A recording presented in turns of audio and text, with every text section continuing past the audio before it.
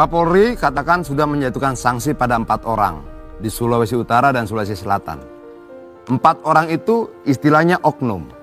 Oke, sampai di jumlah berapa itu bukan oknum? Kalau oknum berarti tindakan personal. Oke, ada nggak alat ukurnya? Di jumlah berapa dia tidak lagi menjadi personal tapi institusional? Kenapa? Kalau kemudian misalnya seluruh pemanggilan kepala desa itu betul memang terkait dengan pemilu, artinya jumlah yang melakukan pemanggilan sangat banyak. Bisa 15, bisa 20, bisa 30, bisa 40. Ketika itu kemudian dibuktikan secara faktual memang terjadi, dalam pembicaraan memang diarahkan dan sebagainya, seandainya seperti itu, apakah bisa dikatakan institusional karena jumlahnya sudah sangat banyak? Ini kan kita selalu berlindung di kata oknum. Oke, kata oknum ini berakhir di angka berapa? Di angka 1 oknum, di angka 2 masih oknum, oke. Di angka 3 masih oknum, oke. Di angka 4 masih oknum. Kalau terjadi di banyak tempat, kalau lebih dari 30, 40, apakah masih oknum atau institusional? Nah, ini yang harus kita sepakati bersama-sama. Paling tidak secara publik kita sama-sama tahu. Kalau kemudian terjadinya banyak, bagaimana? Dalam hal keamanan dan ketertiban, yang bertugas melindungi, mengayomi, dan melayani masyarakat. Melayani masyarakat. Mengayomi masyarakat. Apa data yang ditemukan oleh teman-teman koalisi masyarakat sipil? Polisi jadi backing tambang, mengayomi pengusaha, ada di Sulawesi Tengah, di Poso, ada di Kalimantan, ada di Sumatera Barat. Alat negara yang ditugaskan untuk melindungi, mengayomi, melayani masyarakat, sekarang sudah melayani para pengusaha tambang. Teman-teman DPR kemana? Bang Nasir Jamil yang foto profile WA-nya bersama Kapolri di mana? Jangan, tidak perlu dibuktikan Bang. Tinggal di searching saja. Saya heran kalau tidak ada anggota DPR yang berani bicara soal reformasi kepolisian. Dengan satu contoh kasus ini saja.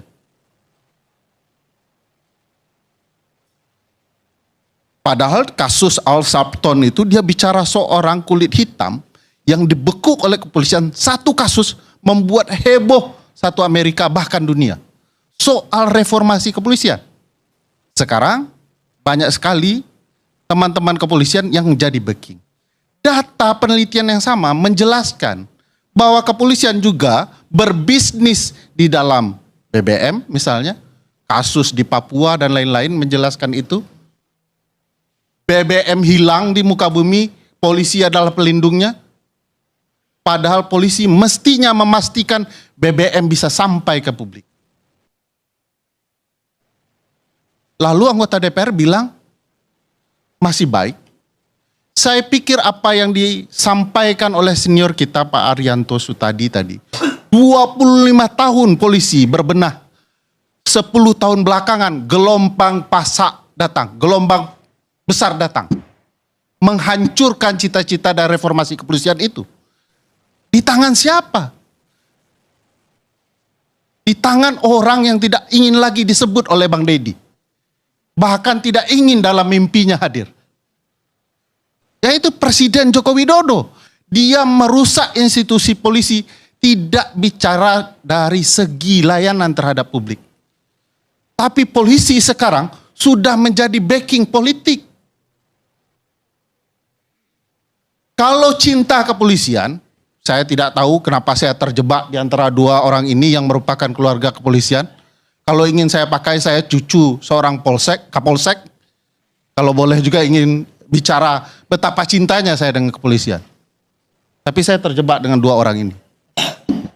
Dan saya ingin mengatakan, kalau kita ingin cinta kepada kepolisian, benar-benar ingin institusi ini baik, lakukan perbaikan terhadap kepolisian. Sudahlah cacatnya banyak. Kasus Alfi di Sumatera Barat. Pembunuhan siswa di Semarang.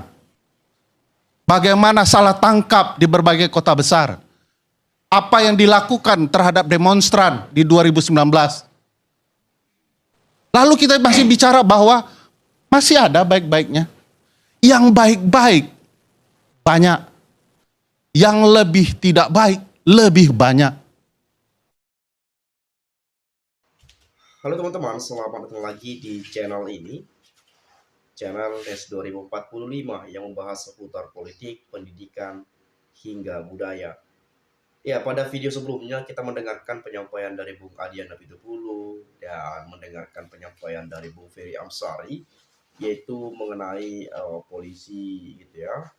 Dan memang kalau kita melihat parcok ya, parcok ini istilah katanya gitu ya, tetapi sebetulnya adalah partai coklat yang sering diucapkan seperti itu. Nah, partai coklat ini kenapa disebut sebagai partai coklat? Karena polisi itu identik dengan bajunya yang coklat gitu ya, dan kemudian memang parcok ini tertuju pada polisi. Meskipun banyak yang mengatakan oknum ya, saya juga mengatakan oknum polisi, oknum-oknum aparat kepolisian. Tetapi tadi seperti yang disampaikan oleh Bung Adian Apitupulu, apakah kita masih pantas hanya menggunakan kata oknum karena ada 3, 5 sampai 10 orang, atau harus semuanya agar bisa kita sebut sebagai polisi? Nah, ini yang menjadi pro dan kontra seperti itu ya. Dan memang selama Pesta Demokrasi 2024 ini, tahun politik, tentu banyak hal-hal yang kita sangat sayangkan sekali.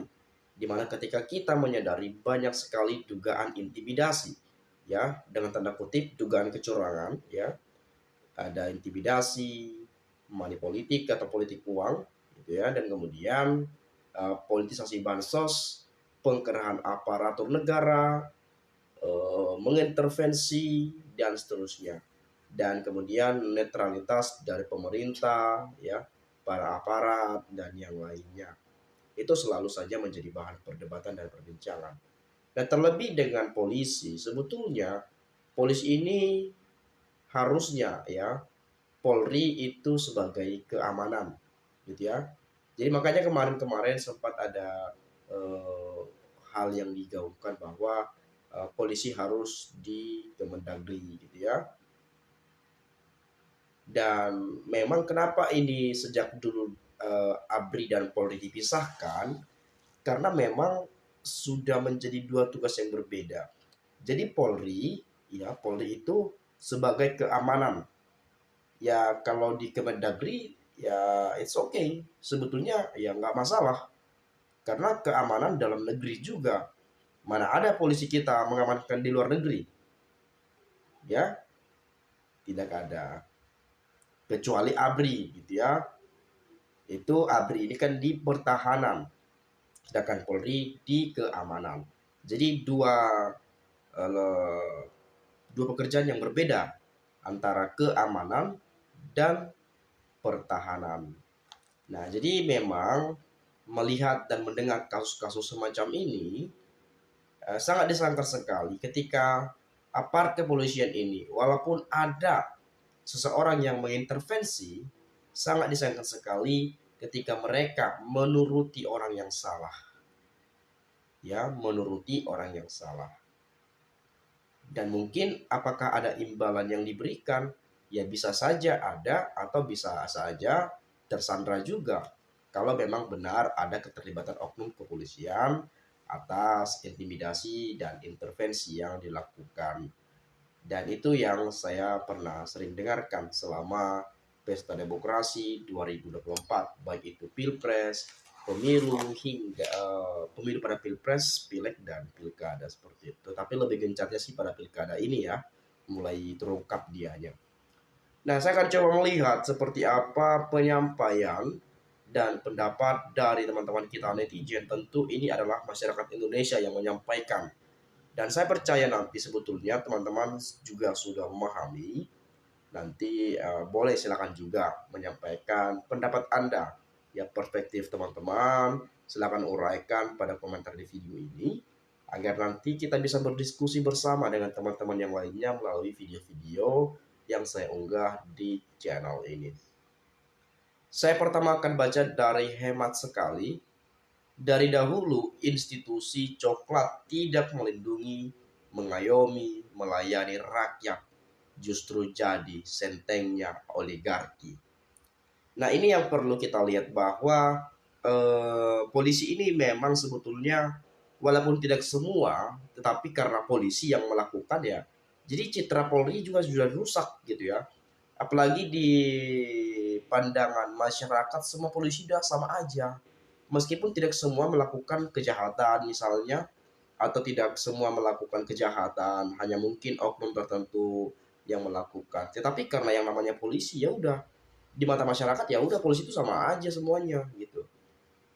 Jadi kita sangat disayangkan sekali ketika memang suatu lembaga, institusi di mata masyarakat itu semuanya sama saja, nggak bisa kerja, bukannya mengayomi justru malah eh, berpihak kepada penguasa yang punya uang dan seterusnya. Dan ini sesuatu hal yang mungkin perlu dievaluasi agar citra Polri yang mungkin telah rusak di pandangan masyarakat itu bisa diangkat kembali, bisa dimenangkan kembali, dan bisa diperbaiki sebagai marwah Polri yang bisa menjadi suatu lembaga ataupun institusi yang dipercaya di kalangan masyarakat Indonesia. Kemudian presisi Kapolri omong-omong doang, wajib ganti Kapolri. Ya, benar. Itu semua kayaknya udah dari dulu deh. Polisi jadi backing orang berduit. Nah, kalau kita melihat ya, ada aja nih polisi dijadikan sebagai backingan si A, backingan si B gitu ya. Jadi kalau kita melihat situasi ini, jadi sebetulnya polisi ini untuk siapa? Mengayomi rakyat, mengayomi masyarakat, atau mengayomi orang yang berduit? Atau mengayomi mereka yang punya uang?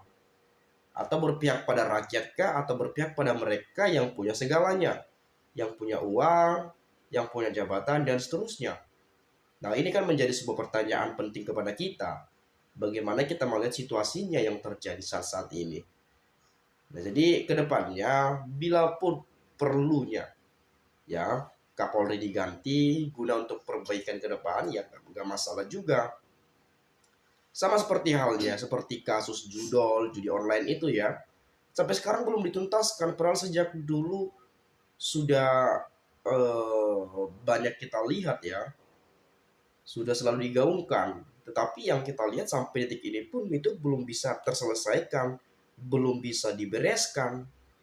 Kenapa? Ada apa di balik ini semua? Nah, ini kan menjadi sebuah pertanyaan yang mungkin muncul di mana kita masing-masing. Nah, kalau kita melihat ya dari Relmi Purnama, pantas Jenderal Sudirman tinggalkan bukan Sudirman ya, Sutarman. Pantas Jenderal Sutarman tinggalan SBY segera diganti. Meskipun saya tidak mengenal beliau dengan baik, saya yakin beliau adalah orang yang baik. Jenderal polisi yang miskin dan sederhana. Sekarang polisi sudah banyak ya teman-teman ya, yang rumahnya bedong besar gitu ya, punya mobil mewah dan yang lainnya gitu ya. Padahal kalau kita berpacu pada gaji ya nggak terlalu besar gitu ya. Dan ini kan yang mungkin banyak yang masyarakat menduga mungkin adalah uang masuknya dari ini dari itu gitu ya. Ada-ada saja seperti itu. Nah, kemudian krisis iman dan akhlak, apalagi ada kesempatan. Akhirnya semuanya dihalalkan. Benar-benar miris. Sepertinya sulit dibantas. Satu ditebas, tumbuh lagi, dan seterusnya. Kepolisian Republik Indonesia di era kepemimpinan Presiden Joko Widodo dan Kapolri Listio Sigit Prabowo, kepolisian makin terang-terangan membekingi tambang ilegal, membekingi mafia BBM dan ilegal TPPO, ya masih banyak lagi. Kalau begini lebih baik kepolisian di Kemendagri seperti di AS, Malaysia, dan Singapura. Nah, seperti yang saya katakan tadi ya, ada rencananya kepolisian di bawah Kemendagri. Nah, seperti apa pendapat dan menurut teman-teman? Silahkan sampaikan di komentar pada video ini. Itu saja, sekali lagi saya ucapkan salam inspirasi, salam NKRI, harga mati.